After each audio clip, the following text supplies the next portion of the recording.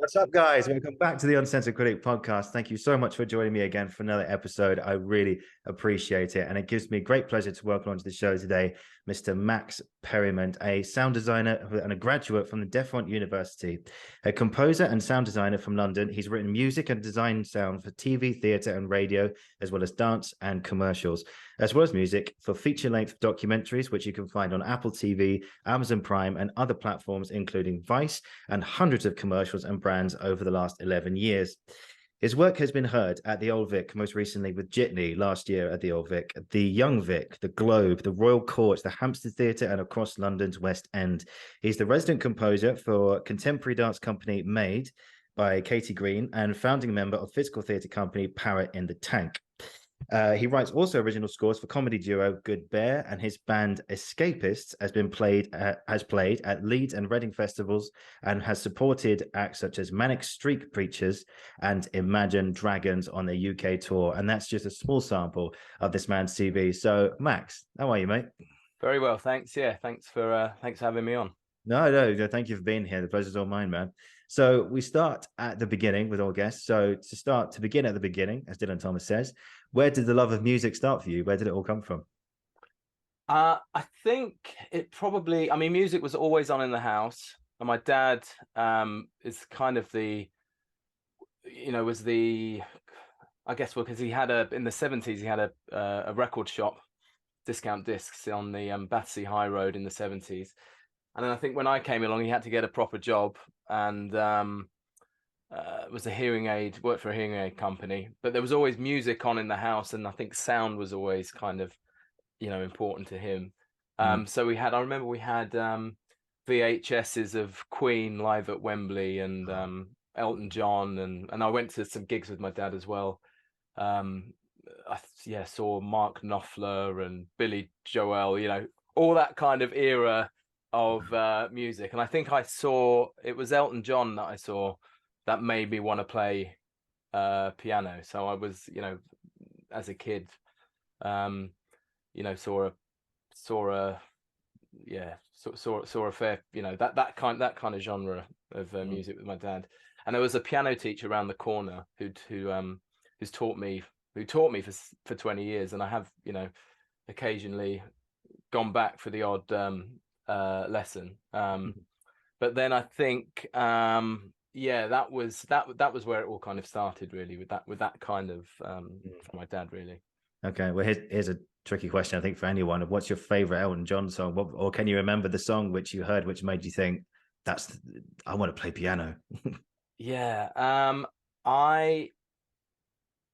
I think it was probably Your Song or something like that. And Tiny Dancer, I remember. What else was it? Yeah, it probably was Your Song. It probably was something like that. And I think because I remember it was a solo. It wasn't with his band. It was a solo piano show. And I think that sort of really kind of really won me over. And and I must have been about 8 or something. So I probably can't quite remember, but I think it was something. Yeah, I'm pretty sure it was along those lines. Your Song has always stayed with me. So, that's one of my favorites, without a doubt. So, as you all those names you mentioned there, Elton John, Billy Joel, Mark Knopfler, would you say they were amongst some of your biggest influences in your career? I think, I mean, that's certainly where it started. And I remember, I guess, when I got into my teens, when I was kind of 13 and you start discovering music for yourself. And I remember people at school used to swap copy CDs and kind of print the photocopy the album cover. And so I think that was like a kind of another awakening where I was listening to music that wasn't just in my dad's record collection. So it was around the time when the Chili Peppers released Californication, and the Offspring and the Metallica. I remember all that kind of being a thing. And I think that's sort of where around that time, because in fact my dad was a guitarist, so that's when I was kind of like, oh, I'm going to pick that up as well. When I started hearing all this kind of guitar guitar, The guitar revolution in music. a way, isn't it? Yeah, Yeah. exactly. Yeah, and it Yeah. stays with you. I remember, in fact, I went to a gig the other day, uh, about from a band that hadn't released music for about 20 years called 100 Reasons, who were at Hammersmith Apollo, and Mm. they were supported by bands that I don't think had released music for 20 years, but it was all kind of music that I'd listened to. And I don't know, it's really interesting because I think there's that certain period of time when music is so important, and I don't think it has the same kind of emotional impact as it does later. You sort of never win that back. Mm.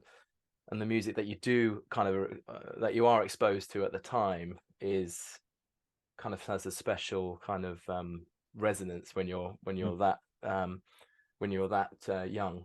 But I Yeah. mean, also I had all the guitar stuff, but because I was playing piano at the time as well, and my music teacher was kind of more classically orientated, I was just starting to listen to classical music as well, and kind of I think that was probably my gateway into other contemporary classical stuff, and into film scores Mm.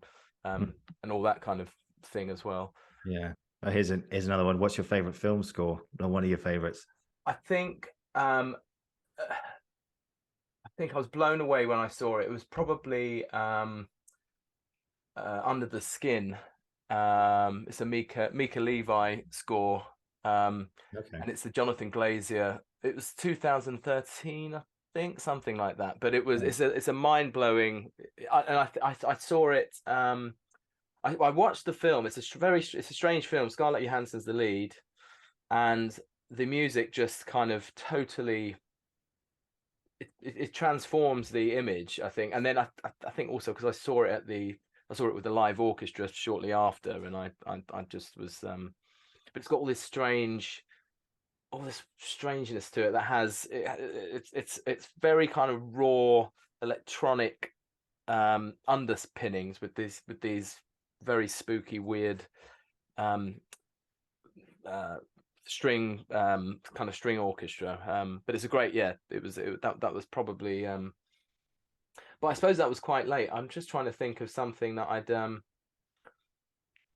seen before. I think yeah, there was I remember when I was young I remember seeing The Fifth Element for the first time, Mm. um and being really blown away by the scene. Have you seen it with the when there's the opera singer? I haven't sadly, no. Oh, okay. There's Mm. an incredible bit. It's quite difficult to describe. The kind of these two scenes are kind of uh, yeah. There's an opera singer. Actually, it's quite difficult to describe without There's an opera singer. without ruining the film. Yeah, but the yeah, I remember. Yeah, that was probably um an earlier film influence. But yeah, Under the Skin was the Yeah. short answer. No, Yeah. I'll check it out actually. That sounds fun. So just out of curiosity, how many instruments can you play? Because you've got for anyone's watching on YouTube, you've got your guitars in the background, you've got your bass, you've got your piano. Yeah. Um so how many can you play? I can only play piano and guitar. I mean, I can if you play guitar, you can sort of play bass because Yeah. it's got the same four strings on the top. And then I do have like I've got a viola, which I Hmm. can't really play, but that's actually kind of that can be advantageous because you can kind of make quite strange Mm. noises out of it. What else have I got? The ukulele, which if you can play guitar, you can pick the ukulele up. Bunch of other instruments that are easy to play and don't Yeah. require any you know practice. Um, but I think the piano is kind of the the kind of foundation, and then you can sort of you know make a noise out of other things, I think. Yeah. Is it every instrument sort of leads to the piano in a way, doesn't it? That seems to sort of connect all of it together. That's how I see it anyway. But yeah. Yeah, and I think with the piano, with the guitar, you've got one melody line or one it is one instrument, whereas with the piano you're kind of expressing you know, you can it's a more neutral instrument. You know, anyone can kind of play a note on the piano and it, you know, make a nice sound. But then to then be able to play four or four or five different parts and Mm. each make all those parts kind of sing at their own in their own way. You know, Yeah. it's a kind of you've got more of a orchestra at your fingertips. So I think it does give you a holistic Yeah. approach. Yeah, that's definitely on my bucket list to learn the piano at some point. Hopefully I haven't left it too late. Well, let's Oh see what no, yeah, it's happens. never too late. No, I hope not. I hope not. But I'll get around to it at a very, very basic level. I mean, I played the guitar for a bit, but like for like a couple of years. But Ah, it's funny, isn't it? Like I know very, very basic chords and everything, but I didn't pick one up for years. And yet suddenly you pick up and suddenly it's like you never lose it in a way. yes, You always yes, remember. Like I said, I only know the basics like C, A, B minor and stuff like that. But yeah, but it's one of those things you never lose it in a way. And I suppose, do you think if you were to take a break from all this, not saying you will, but you'd be able to just jump right back into it just like that, wouldn't you? Because it's just one of those things that stays with you, isn't it? yes, yeah, exactly. And I think also as you kind of get older and you get busier, I guess, Mm. I find less and less time to actually practice. So often, I probably, when I do sit down and I try and play something that I used to know, I can't really, I'd need to get back into the kind of routine of practicing again. But it's still, the basics are still there. You might have just like lost a bit of your technique. Yeah, you Um, never lose it. You never lose it. Absolutely not. Good. So let's jump into sort of your work then. Obviously, we'll mention Jitney, which was a production of the Old Vic, which I saw last year. I thought it was fantastic. I thought it was really, really lovely. Not only just from the acting perspective, but the sound. You really created a really lovely score to that. There was a really, you felt the dark moments and you felt the light moments. I know that sounds a bit basic, but there was a real the music really sat neatly with that production and everything that happened. So congratulations on oh, that. great. That was really, really cool. Thank you. But before we jump into that, well, I'm sure we'll talk about that a lot today. But what exactly is your process? So you get a script for like Jitney, which is a play set in Pittsburgh in the 1970s. And from my reading, is like you get the script and it just says Pittsburgh in 1970s, create a score, go. And Yeah, yeah. so what is your process when you get something, when you get the script at first? Um, it does vary a little bit, and often I'm not. I try not to think about it too much when I read the script because I know the director is going to have a context for it, Mm. or a kind of shape for it. So I don't. I'm often not thinking too much about ideas that early on. So, and I find it much more helpful to kind of hear it and have actors, um,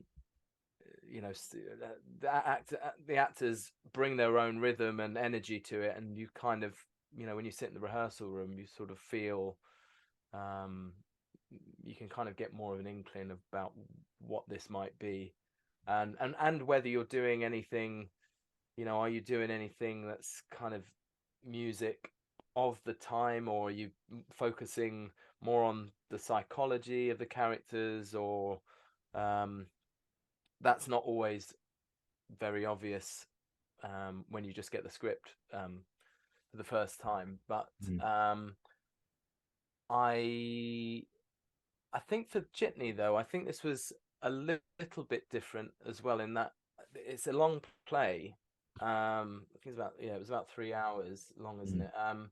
And I think just to break the, you kind of break the it's, yeah, and it's very fast paced, and there's a lot, it's hundreds of words per minute, it feels like. But so I Yeah. think you just need the kind of scene transitions that became where the parts where the music kind of came in weren't written in the script. So I think that became a thing, um, and it was nice. It's kind of nice to have that moment where your ears not drawn to the language; it's drawn into a different world. So you almost get a little break, or there's a time, um,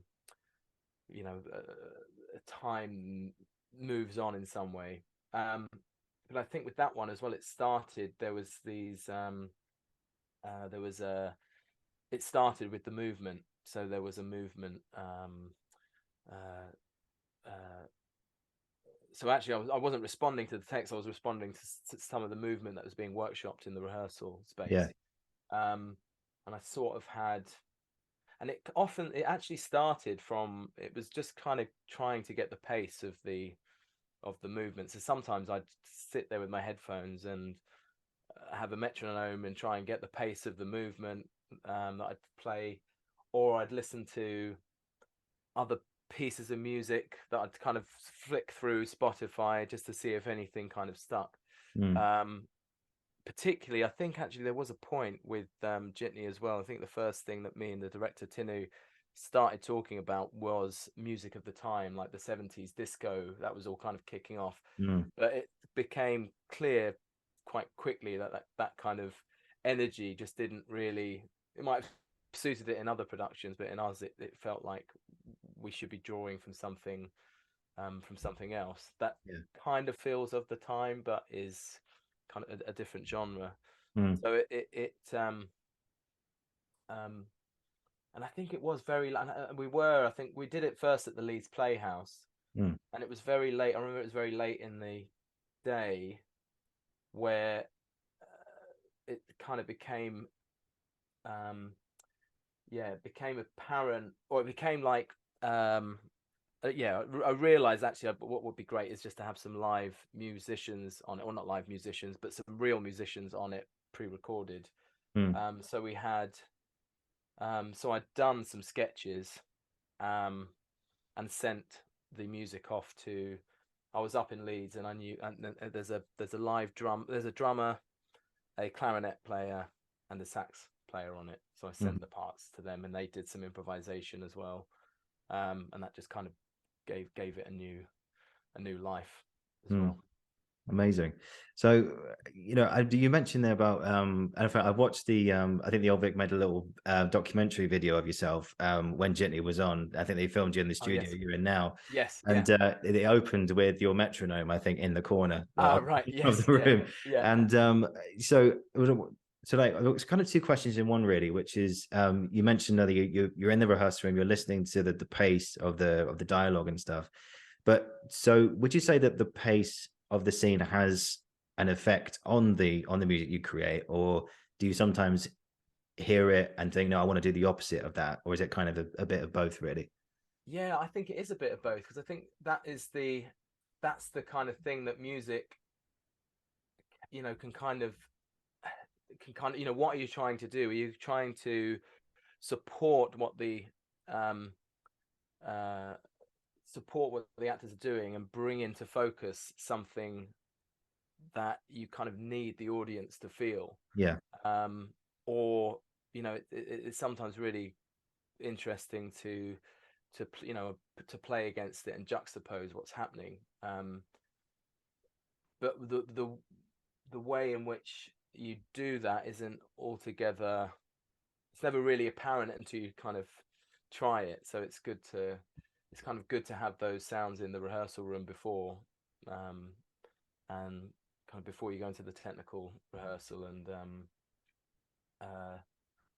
but you can still find things even in that tech week, and keep things keep changing through previews until you get it in front of an audience and you realize, oh, Mhm. okay, they're not reacting here. So is that something I can do to kind of help deliver whatever needs to be, whatever needs to be drawn into to focus on.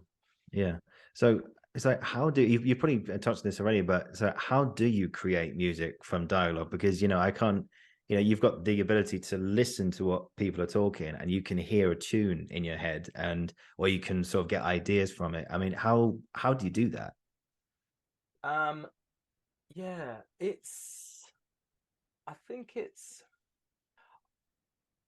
yeah, I mean, I think it's I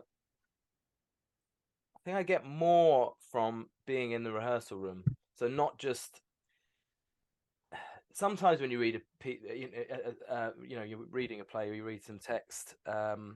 you can you can get um, an inkling of it might be. But I think what really what can be really much kind of more inspiring is if you're in the rehearsal room, and when you're seeing the set come together and you've got an idea what the lighting is going to do, that can be more of an inspiration. But I think I think if you, it's sort of about not worrying too much and knowing that something probably will happen, and then it will Yeah. start simply. Like it might just be just a mood or an atmosphere that you just start with. It's like, okay, it's got to feel like this, or is the what do we want the audience to feel at this point, and what does that sound like, and how does that fit in with, does it operate in a underscore kind of way, or does it does it kind of bookend something, or bring help you to point towards something in the future, or so it's not altogether that clear, but I know it's sort of if you're kind of something seems to happen. I Yeah. don't really know what. I think if you're too constrictive with what your starting point's going to be, you might miss something that's kind of feels like it's kind of floating around in the room. It's like, oh, maybe I could do something like that, or I could and also start playing stuff in the room as well. Start even if it's if you're really stuck, it's just playing trying to pull other pieces of music and reference tracks, like, oh, that's got something interesting if I play that piece of music, and but then this other piece of music has something else, and where can I find, what am I drawing from those influences? Yeah. And I think there's a certain rhythm and energy that each production has. You can do the same play and it just feels totally different, and so you kind of it's good to kind of soak in the atmosphere of the room, I think. Yeah, and I think a good example, I think, of what you're talking about is what you created at the end of Act One. So, slight spoiler, sorry. There's a I won't say too much, but it's a dialogue between two characters, it's father and son, and the stakes are very high. That's all I'll say. So that one in particular, it's quite an intense conversation that the two of them had, and it was you created a really nice kind of very intense sort of score underneath that. I mean, for that scene in particular, when you saw it for the first time, how did you come to that score in the end? I think I think that was one of the things that we didn't try in the rehearsal room, because I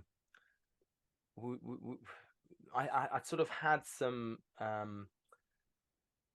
ideas for it, and it was this was a point where I sort of wanted it to creep up on you unexpectedly, and just and there's a few kind of key points in the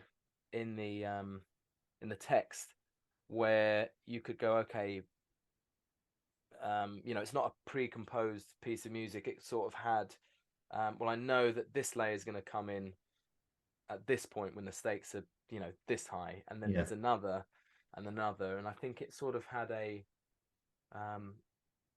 it I knew the stakes were high, and then they kind of felt like they were coming back down. Felt like there was some kind of resolution, and then there was a kind of a bombshell moment where the dad walks out. So it was just kind of heightening. It was bringing an intimacy to that moment, but also just picking the moments where the music was just gonna it's almost like a respiratory thing, it's like, okay, this is where you still feel like you need to breathe in more. And I think there was think in that cue as well, the room was, the hums of the room was, just starting to come alive as well, like the fridge and the lights, and so it just kind of made everything feel heightened, I guess. But yeah, that was one of those things that wasn't altogether clear until I had some kind of I had some kind of bits that I had, and then when because it's so long as well, actually, I think it's very hard to do that in the rehearsal room where you've got this kind of stops and starts. So when there's when you're kind of in the tech and you go, oh, okay, actually I can play this strain for 10 minutes, and then at 8 minutes, or when this character says this, then it transforms into this. So it kind of, I think that cue had, maybe 7 or 8 cues, to kind of shift it and move it. And you can do that with tonal stuff that that's not immediately apparent where the rhythm is. You can, it feels organic, but it's kind of cued on specific bits.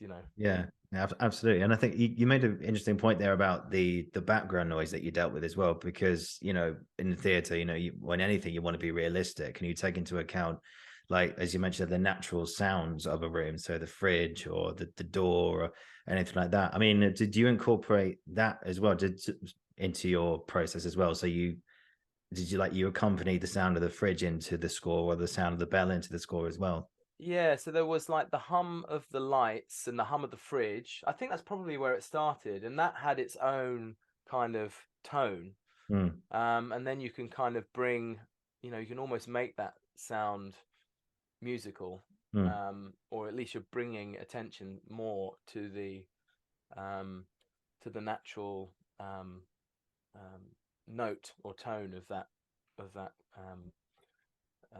whatever is in that room. Yeah, I think it sometimes it has the effect of making you feel like you're listening to the text more, because the room's kind of coming alive, and you're it's kind of has a kind of focusing effect, and it does interesting things if if you're suddenly dropping that out, or you can feel that all those things kind of moving away. It's like the room's another kind of character. So yeah, and it doesn't.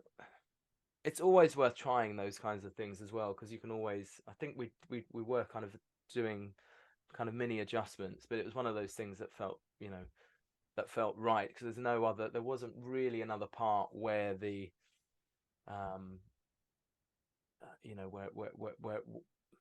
where it was underscored to that extent. That was the kind of and it's a quite a long time for the audience to be with two characters, so you sort of want to paint I mean, the actors were fantastic. I mean, they could have done it without it, but if there's just an opportunity to do something subtle there that helps to achieve what you need to achieve even better, then it's always kind of it's fun. It's kind of fun doing that, and I like that kind of stuff as well, where you're sort of playing with what the audience can hear, and also what they can what they might be feeling. You think oh, actually there is something there that I hadn't noticed. So yeah, those are kind of fun things to play with as well, as well as the obvious music cue. Yeah, of course. No, that's really cool, man. Yeah, I think so this sort of sparks the question I have for you today, which was how do you find the balance in a way? Because there are sometimes you go to the theater and you're just overburdened by noise, or there's barely anything at all. And particularly in that scene at the end of Act 1, you found a lovely balance to sort of, like you say, support the scenes, like the room's closing in, whilst you could still hear what the actors were talking about, and that created a nice, it created a really powerful scene. So how do you find like that balance of like not being too loud or not being too quiet? Yeah, yeah, it's really tricky because it was so important for the actors, for the dialogue to be heard in that play, because it's so much of it. What you're getting is, because it's all in one room, Yeah. so all the information you're getting is, from these characters. And we were in a bit of a tricky, we kind of ummed and ahed about whether we were going to mic the characters as well, mic the actors as well. Mm. So in the end, and it was just a little bit. Um, it just became a little bit complicated knowing that um, they, yeah, partly to kind of miking all the characters each night and having the kind of facilities to do that, and it to be kind of invisible as possible. Mm. And I think we just sort of wanted a certain amount of naturalism. So there were, in the end, we had about I can't remember how many we had. I think we had about 5 or 6 hidden microphones, tiny microphones in the set, um, that were that just gave it just a slight acoustic lift, so it still felt like it was um, real and kind of over there and in that room, but it just Mm. gave it a hopefully you kind of were able to feel like you were um, you know listening to something natural without kind of it feeling, without feeling that you were straining. So I Mm. think there was an element of that with the real kind of balancing what the microphones were doing, Yeah. and also just finding, it's sort of about finding sounds or tones that don't have the same frequency range as the voice. Yeah. So if you've got a lower, anything under um, a certain frequency just doesn't get in the way. Even if it's quite loud, it just doesn't get in the way of the Mm. voice if it's on the lower end, or it fits on the other side of the, if this is the frequency range, and the voice sort of sits around the 1,000, 2,000, 3,000 hertz, and you've got Mm. everything this way and everything above it. If you can kind of carve out a um, uh, yeah, you're not picking sounds that are in direct conflict to the voice. That Yeah. also helps as well. Yeah. God, that was like a science lesson there. That was great. Yeah. No, that's great, man. No, it's really interesting because the role of the sound designer is just so, well, it's essential, I think, to any production, just to create the atmosphere and help the actors and help the story move along. Sort of in your words, like how important would you say your job is exactly, and how essential it is to the theatre? Yeah, I mean, and it's such a versatile job, and every sound designer has a different set of skills that are more, some sound designs are very, very technically tech heavy. Some sound designs are much more like, kind of more like me, and more in the kind of, came from it from a musical background, so kind Mm. of had to learn more about how to how we can set up how a speaker system should be set up, and what you want it to do. So there's kind of two sides to it. I think there's like just the practical element of making sure that everybody is heard, Mm. um, and whether you're using, what are you area miking the actors? Are you putting them in? Um, are you having mics on them, or yeah, what kind of venue it is, how the acoustics are, what the background. Sometimes you have the problem with the traffic or the air conditioning or something, and you've kind of get into this thing where you say, well, you don't want the audience to be too hot, but maybe we should turn the aircon off at this point, so at least you can't hear the hum here when it's really quiet. So there's all that kind of stuff, which is quite um, sometimes lighting as well can often have its own hums and stuff. So you're kind of like, okay, you kind of have all that to deal with, and you want it to be.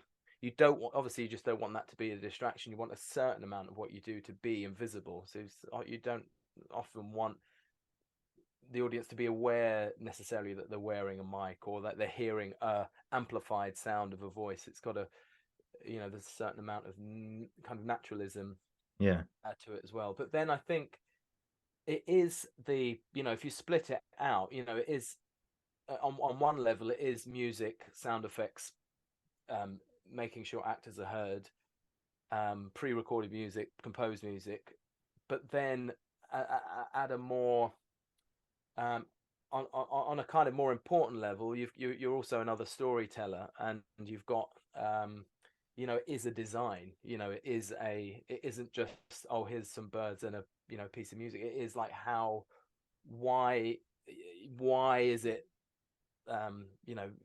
everything that you do, you've got to kind of have a reason for it being there, and what are you what you're trying to do, what the sound can have the sound and the music throughout a production can, if how is that going to evolve over the course of 2 hours, and how where are the characters going to be at the beginning compared to where they're going to be at the end, and how does the sound change and evolve to support that or juxtapose that as well. So that's where I really like kind of getting my head space into is what this design is going to look like from a from a kind of almost narrative storytelling arc as well.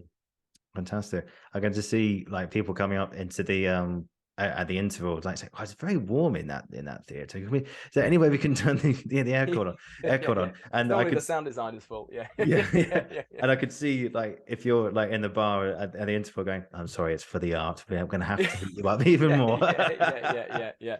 I've worked hard on this design. Yeah. Oh, it's fantastic.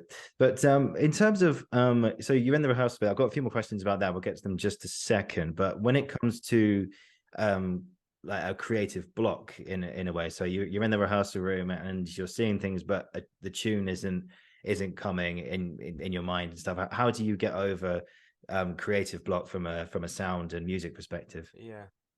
Yeah, it's tricky. I think because you're kind of working, you're often having to work to kind of tight deadline. But I think it's two things really. I think the first thing is just to get something down, even if it's wrong, and kind of I think it's sort of about doing it, then removing yourself from it, removing your ego from it, and if you play it and it's like, oh no, it's all wrong, it doesn't matter. Not feeling like, oh, it's nothing personal, it just doesn't work for that bit. So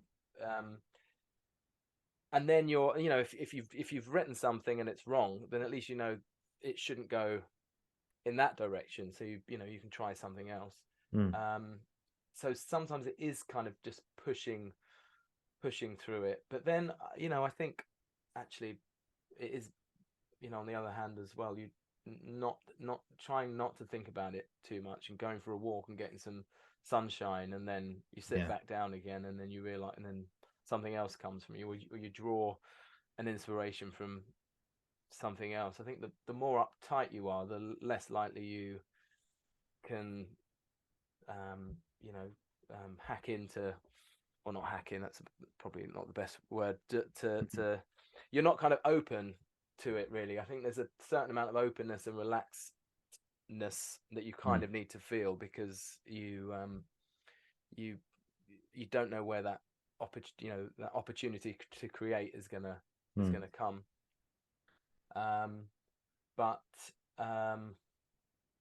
something usually happens. I often have, it's most scary when you've got the blank, when you haven't got anything yet, but as soon as you've got something and you've got your palette, and even if it's really basic, it's like, oh no, it's sort of in that area, then it sort of starts to kind of unravel, usually starts to unravel a bit easier. But I think the scarier part is when you've got nothing, you think maybe I can't do anything ever again, and then it always happens, something happens. It's like, it's over. It's over. Yeah. And it's exactly. Like, no, and you're like, calm down, just go for a walk. There's natural sounds outside, they'll help. Well, exactly, they do, it does help. I think actually, just being in, even in London, when you've got that it's already an influence, because you've got, you can hear the entire kind of sound frequency, outside. You think, oh, okay, well, there's the drone of traffic, which is,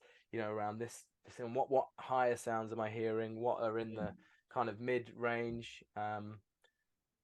You can kind of, you know, just even just doing that, I think is, you know, helpful. Can be, and also just doing something where you're not thinking too hard. You sort of, I think there is like I think there is like a slower brainwave you need to get on if you're, particularly if you're creating something. You just need to, not think about it too much, and it'll just something will happen. Yeah. Have you ever done this thing where you take like your mic outside, like you've found an area of like the appropriate sounds, like birds or cars passing, and you've just pressed record and you've got it, and then you've used that into one of your sound scores as well? Yeah, there's been a few occasions where I have. I mean, I really did.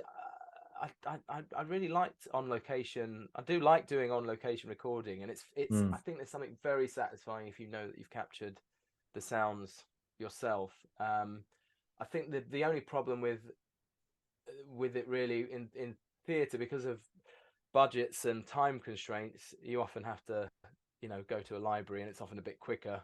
But if the opportunity is there to get some really interesting on location recordings, I think I'd that's something.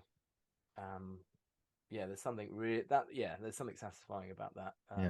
But it's rarer and rarer, because you're kind of constrained by time, and also you might be after something very, very specific, and you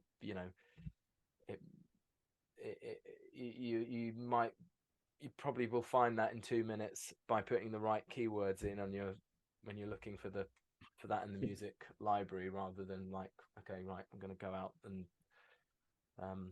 particularly in London as well, because you've got it's a very, it's a very particular sound. London's got a sound.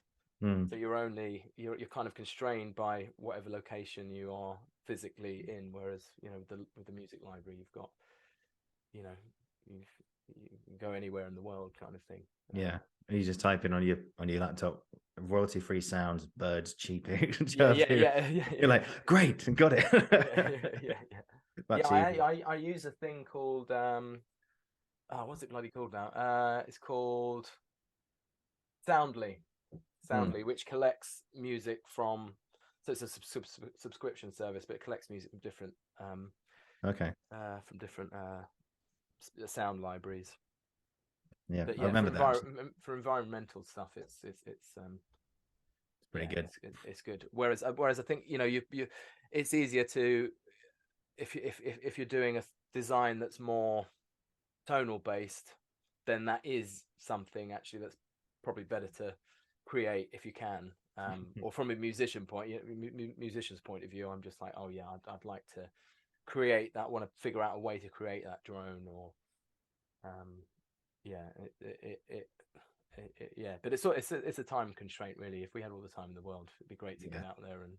Absolutely. I suppose like it's because you've done some work on like feature documentaries and stuff as well, and that you get more sounds from nature in that sense. You're not looking for them sort of online, right? Yeah, and I think with the feature docs as well were more from my from what I did on it, was more of a music based thing anyway. But those deadlines are usually really tighter than theatre, so you really have to kind of just get moving on it and just get something down. But I think as soon as you get the right, as soon as you get the first cue right, and it's like, oh yeah, keep going in this direction, then you're kind of it's an amazing thing what a deadline can do. You just get on with it, and you don't procrastinate, and I don't know how I'm going to do it, but then when you have to, you just do it. Exactly. I've never worked against time in my life. I'm kidding. So in terms of like your process and stuff, I think this is a nice sort of follow on to that. This might be a slightly obvious question, but do you sort of have an idea of a structure of a beat, like the structure of beats in your mind, or does it all come from improv? So you try something out, or is it improv, or is it actually something you think about Yeah, beforehand? I think just kind of being a composer of the age of the computer, I'm just writing with the computer most of the time. Mm, So yeah, I'll have I know that I won't need to have the part down exactly. So I'll just play something in if it's a if it's a rhythm or an instrument, and I'll have the. I mean, it's a positive and negative, because you've got on the one hand you've got potentially hundreds of tracks that yeah, um, you can record, but often there's a certain amount of layering that's happening and building, but I'm also taking away stuff that I started with. I'm kind of rubbing out and um, trying to get to like the essence of what what am I trying to say, and what's the yeah what's the simplest way I can express what I want to express, basically. mm, I think there is. I'm not sure if this is. It might be a thing with other composers, but I think there's the excitement of working on a computer where you can end up layering and layering and putting, and I'll just put another thing on and another thing on. I'll put a shaker on and I'll put another instrument, and mm, you've got the world's kind of um, instruments that you can kind of choose from. But the it's also about setting yourself, kind of putting limitations on what you do as well. It's like, okay, I'm only going to kind of pull from this palette of mm, sounds and try and um, and try and deliver, um, try and do exactly what it needs to do without kind of getting carried away with it. yeah. Yeah, That makes great. sense. Yeah, absolutely. What would you say was like the trickiest score that you've faced, and how did you sort of pull through? Um, I think it was probably it was a documentary on the it was called Footsteps of Tagore. Mm, It was uh, a documentary on the kind of artistry of Japan, told from the point of view of it kind of followed the path of the Bengalese poet um, Rabindranath Tagore, and it was mm, told through a sort of followed what he did kind of hundreds of years ago, and was also looking at modern Japan. So it was quite mm, a kind of it was a rich kind of yeah um, there was lots of influences that I could kind of pull from, but also that the time frame was so short. It was mm. just it was it was 2 weeks where everything had to be done. So I was working all day, and Wow. it was just trying to, and it was kind of wall to wall music. It was only two. It was 2 half-hour episodes, but it was um, it, it, it I'm sort of glad I started off on the right foot, because I don't know what I would have done if I'd sent a first draft in and it was just totally wrong. But I think it was mainly challenging because of the time constraint. It just felt impossible, but it sort of came together. Yeah, It just sort of happened. But there's lots of things like that, I think, where um you know there's where you're not quite sure how it's gonna there's always a point where you think, I just don't know how this is gonna happen, yeah. but I know it sort of has to happen. So you just sort of have to just go with the flow of it, even if the flow is very intense. Yeah, yeah, yeah. Yeah. Well, you did it, man. You did it. And and on the flip side, what would you say was the best thing you've done? What piece of music are you most proud of? um God, yeah, that's quite funny actually. I don't really think about that because once it's done, I'm It's like just out your like head, gone. it's totally done. But no, I was really pleased. I was really happy with with Jitney actually. Yeah, yeah, So I and it was nice actually to have a a little bit of freedom with it, because often you there's not sometimes there's not enough room to kind of play, and you end up using um writing music that just feels like a just an underscore, or it's if it's kind of bookending a scene, then it's kind of okay, it's only got to be a few seconds. Whereas these a lot of the music in Jitney, with the scene changes being a minute or 2 minutes, it's nice to have 5 or 6 mini pieces to write, as well as some of the underscoring as well.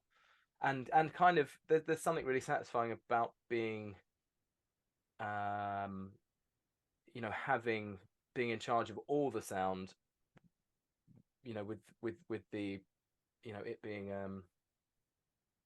having the music as well, because sometimes if you're reusing if you're reusing pieces of music that the audience's members may have heard before, they'll have a whole context for that piece of mm, music. Whereas if it's if you're doing something completely new, then you're kind of hearing that for the first time, and it has has a you know not saying that's a bad thing, because sometimes that can be a good thing, but it's yeah, unpredictable as to what that might mean for an individual audience member, if they've if they've heard if you're using pre-written pieces of music. yeah. Of course. Amazing. So, well, what would you say was the relationship like between the sound designer and the director? Now, we mentioned it again earlier about you said the director seems to like have a lot of things in place already, and then you come in and sort of add to it in a way. With Jitney in mind, what was your experience of working with the director? You said his name was Tim, right? Oh, Tinu, Tinu. Tinu Craig. Yeah, oh, she was fantastic, and Yeah. she's a very cool and calm character, which is often not a not always a character uh, that directors the character trait that directors have. She's just very had a very it was just a very lovely vibe walking Mm, into the rehearsal room. good. Um, and I think when we first started talking about the music, it was it's sort of this is the other thing as well. It's sort of there's several things that kind of happened where I didn't really feel like I was getting a handle on it. So I think Mm, I did mention that we talked about disco music of the time, of the era. So some of that, I was kind of playing around with. And then I think the next kind of iteration of it was more like a sound montage of traffic, and it was sort of we weren't really I wasn't really sure what I was doing with that. But mm, it again, it's one of those things where you're kind of going, okay, well, what about this, and what how does what does this feel like? And then we um kind of you know um and also I think you can share something with one person, i.e. mm, the director, and go, this is kind of what I want to this is kind of what I'm thinking, and then you can have mm, a little conversation, and then you can go away and improve it, and then when you bring it into the rehearsal room, it kind of has a you can kind of um it has there's a you don't have to just lay it all out in the rehearsal room in front of everybody. You can have you can have that dialogue with the director, and often the director has a vision for it that you're not um don't necessarily know everything that's going on, but you can kind of just go, okay, what about, does this fit into the vision? How does this and I think it's just about finding the balance of what can you do that feels kind of creatively fulfilling and interesting, and how whilst being true to the text and true to the kind of the vision of the play. Because I think what you can't always see it early on in the process is you get the model box for the set, and you kind of get an idea of it, and you might talk to the lighting designer, but then you don't, you can only draw a certain amount from that until you're in the technical rehearsal. So what you're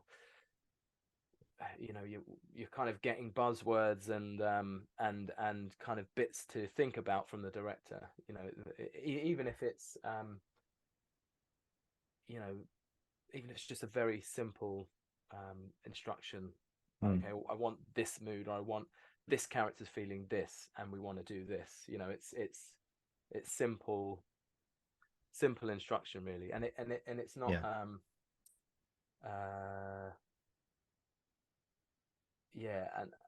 and often I find it useful when there's non-musical language that I can respond to. Sometimes if it's like, oh, maybe we should change that to a C major 7 chord or something, it sort of crosses, which I don't mind as well, but I think it's more interesting when you're working with someone non-musical that says, this is what I want it to feel like, or this is what we're going for. It's like, okay, right, what does that sound like? Yeah, absolutely. So how do you deal with like those long tech days and stuff? Because sometimes, I suppose, from the sound designer perspective, you must be doing a lot of hours, like getting all the tech like programmed in and stuff. How do you get through those long days? So they are long days, helped by coffee, I think. But also I think just trying, just remembering that everyone is there to do the same thing, to try and all has the same goal. So just kind of respecting everybody and being patient with them, it can be quite a high stress environment, but also I think by doing that you're leaving yourself room to kind of be open to the possibility of change, and there's plenty of things that you can be influenced by in the tech day. When you've got when suddenly you've got all the amazing set and lights to kind of be influenced by, and the play starts speaking to you in a different way, and you can realize whether what you're doing is working or not, or whether you're kind of going, whether your thinking is in the right, how whether your thinking is kind of in the right place. But yeah, there's always opportunity to kind of build and keep creating and improve on what you're doing. Yeah, just trying to stay as relaxed and as creative as possible. And there's never, even if you're in a you always do it in the time that you have allocated, but there's never there's always something kind of to do, so your brain sort of never really switches off. In the day there's always, if you've got a bit of downtime, then you think, oh, okay, I'm just gonna look ahead and maybe have a play around with one of the cues I have. Yeah, but it's difficult. I think more theatres are doing half days, which is quite nice. Not everyone likes it, but I think you can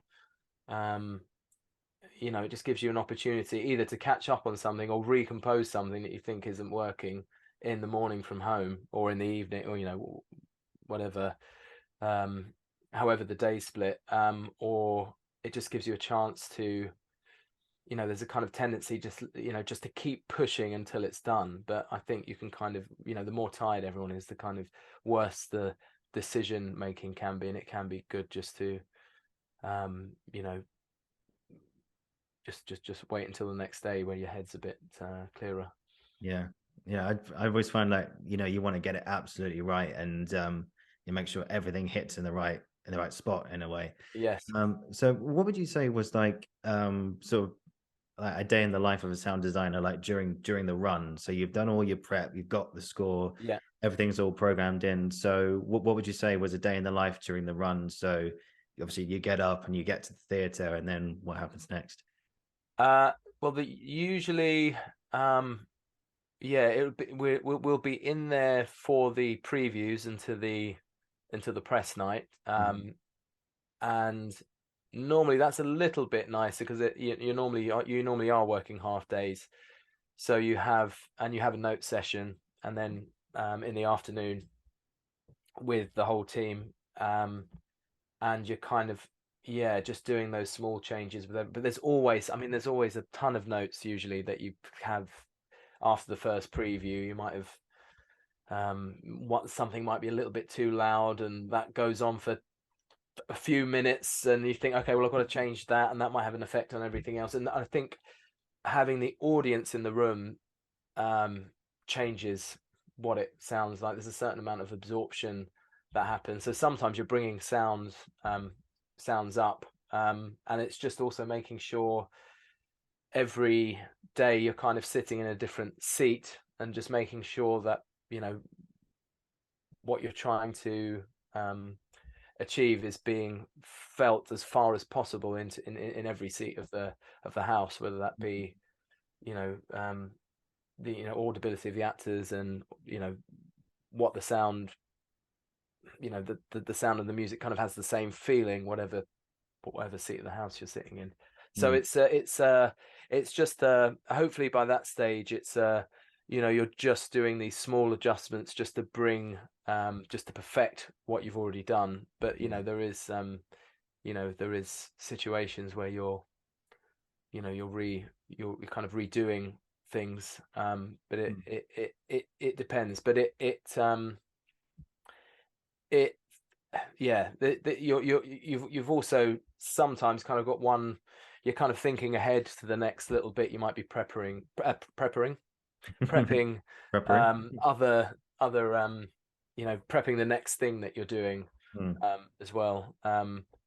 But yeah, that's it's a little bit more easygoing, I think, Mm. in general. Absolutely. Absolutely.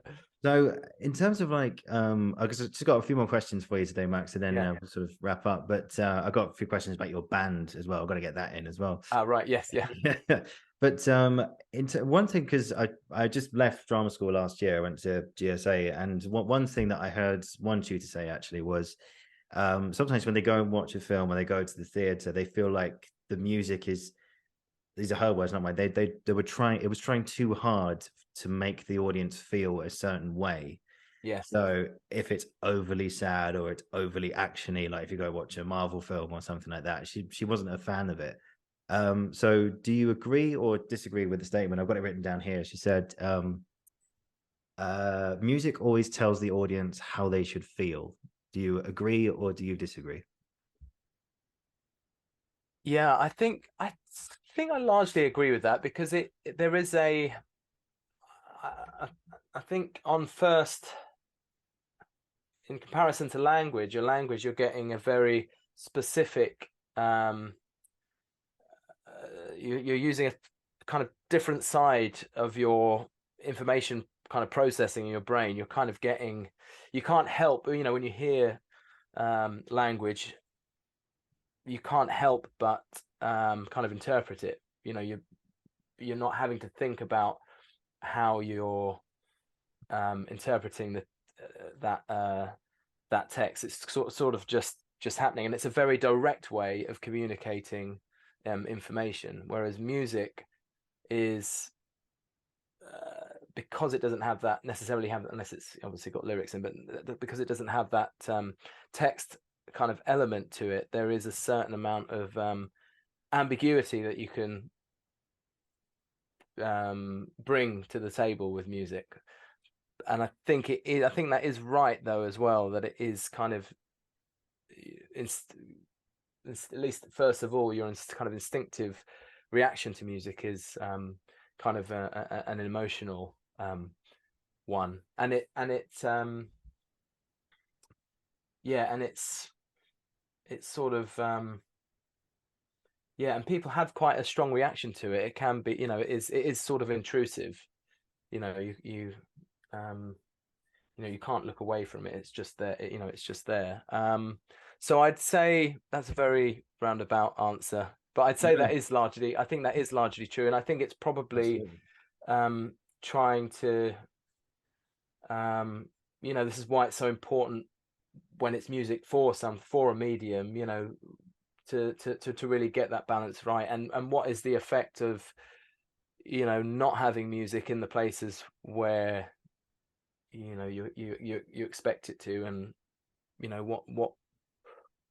what does it do when you're playing against the image, there's kind of lots of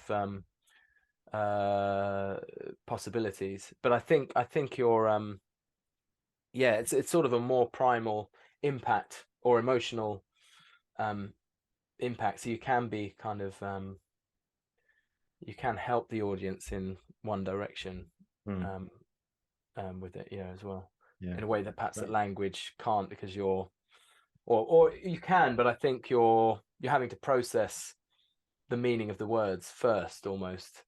It's so, like, that's something that words can't do in a way, so it gives you that atmosphere, doesn't it? Yes, yeah. I mean, there's the rhythm and the music of the language, I suppose, as well, but I think when you're listening, you're just with music, there's there's a you can kind of be a bit more subversive perhaps, and manipulate the audience in a kind of particular way. Absolutely. That's good. You take them on the journey with music, which is great. Yeah. So in terms of like your work in like theatre and all that kind of thing, how do you know when a score is ready? Like, how do you know when it's done? Is it literally a case of there's nothing more I can do with it, or is it another reason?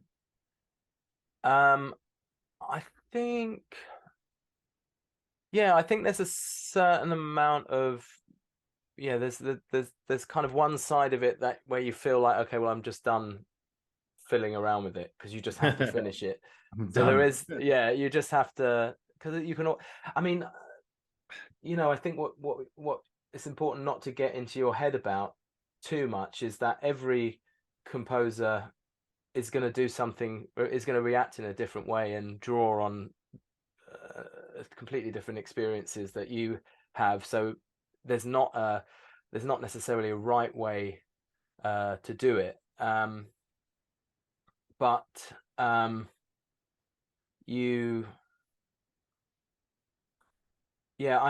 think perhaps it's just thinking about what I was saying before about kind of stripping it back to its essential elements. When I feel like it's it achieves, if it starts here and it needs to get to here, and the impact needs to be felt at this point, then you can kind of leave it. But there's a if you're with theatre as well, often you're working in, maybe you've already written the music, but you've also got you're not just playing, not all the time just playing the stereo file. You've got the stems of those, so you're spitting out the stems, then putting them into to QLab, and then you've got the mixing of the stems in the room as well, and that sometimes that has an effect. You think, oh, actually, I'm gonna this thing needs to be shorter here, and actually what happens if I take this stem away and it just becomes about this, or maybe I need to add another. So there's always like things that you can improve on or just adjust subtly.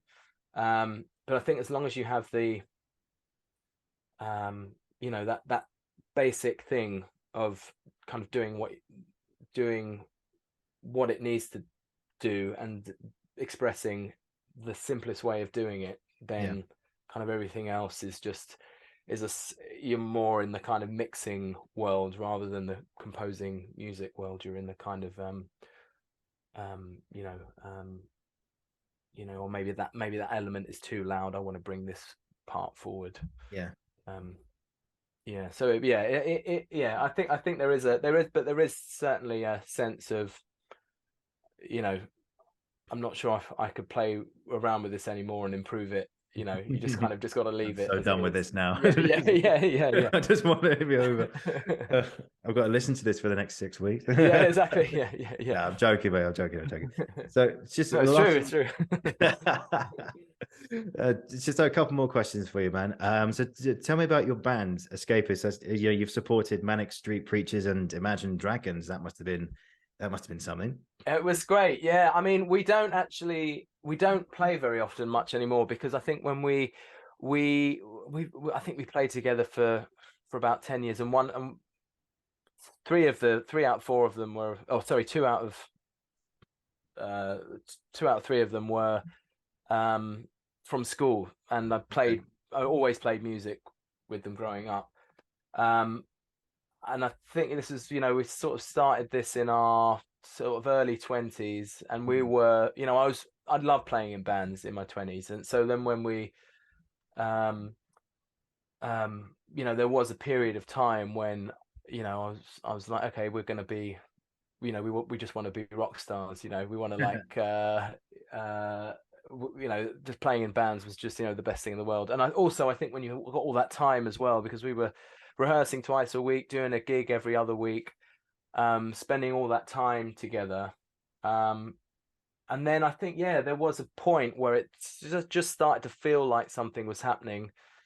Many things sort of happened at once, where we got played on the radio, then we got a booking agent, and a manager, and all around the same time. And we got that tour, that Imagine Dragons tour. It was the first time they were over here.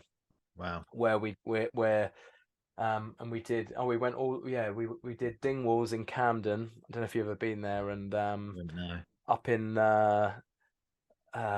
we went all the way up to Glasgow, and McNasty's, I think the Glasgow venue was, but it was an amazing, a great, I think it was McNasty's, but a great venue, like just kind of sticky floor vibe, Jägermeister in the carpet. that sort of thing. But it was just on the cusp. It was the first time they'd been to the UK, I think it was, and they were just on the cusp of getting of kind of getting big. But and then we did our own tour, and then the Manic Street Preachers happened. Their support band had pulled out, and we played at the Bournemouth O2 Academy. That was the biggest gig we did, actually. That was about 3,000 people at the Bournemouth O2 Academy, and that was the Manic. We had all the Manic's engineer, sound engineers, and they just made it sound amazing. It was just an amazing, because I played bass in the band, and it was just, you could feel the kind of power behind you, and I thought, oh yeah, this is great. But that was the high point. And then, I mean, things happen though. You sort of, you think this is it's all gonna kind of magically fall into place. But then, the for whatever reason, it's sort of, when you feel like you're on that upward trajectory, and then things kind of don't really fall into place in the same way. You kind of, you can lose. And then, 3 out of 4 of us have kids now, so that's just difficult. It's difficult to get into find a time where everyone can do. So we sometimes still play together, but I think there was there's that kind of realization. It's like, oh, perhaps we won't we're not going to be the biggest band in the world. You know, like, Now give it time, man. Give it time. yeah. We're still, Yeah, exactly. exactly. The kids will grow up and you get back into it. Exactly. Yeah. The dad bands. Yeah. Yeah, you could be like, nah, you could be like the rebirth of like the Rolling Stones or something. Oh yeah. I mean, yeah, of course. Yeah, ideally. Yeah, it's never too late. As you said, never too late, man. It's never Yeah. too late. True. Exactly. Yeah. Yeah, but I look forward to the album. I look forward to the album. It's going to be Yeah. good. Yeah. Fantastic. Max, thank you so much for today, man. I've really loved it. It's Great. been really great. It's just got one question for you left, which is a finisher for every guest, which is to say, what's been an experience or experiences you've had in your career up to this point that you're never ever going to forget? Yeah, good question. I Oh God, that's a hard question as well.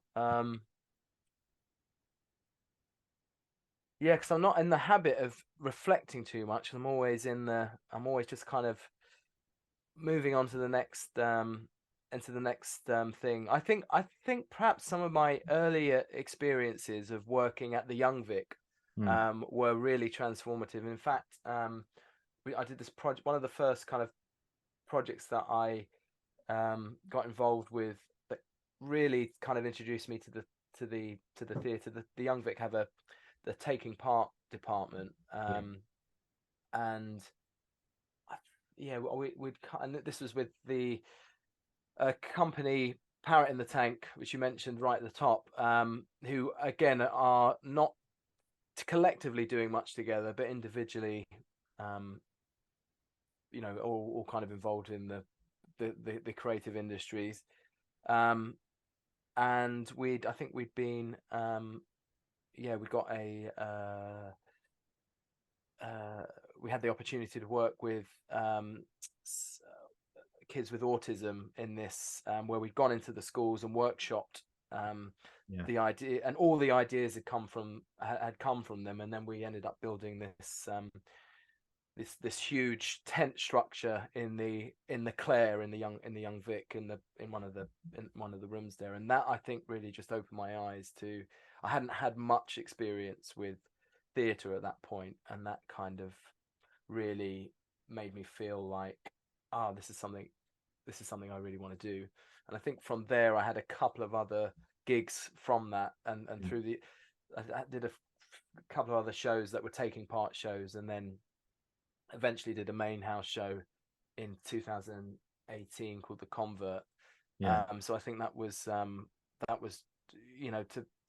it felt like that was, since I'd started there, started with some of my earliest kind of theatre work, and then ended up doing a main house show. I've got really fond memories of working in the Young Vic. Is just an amazing building. Every time you walk in there, it's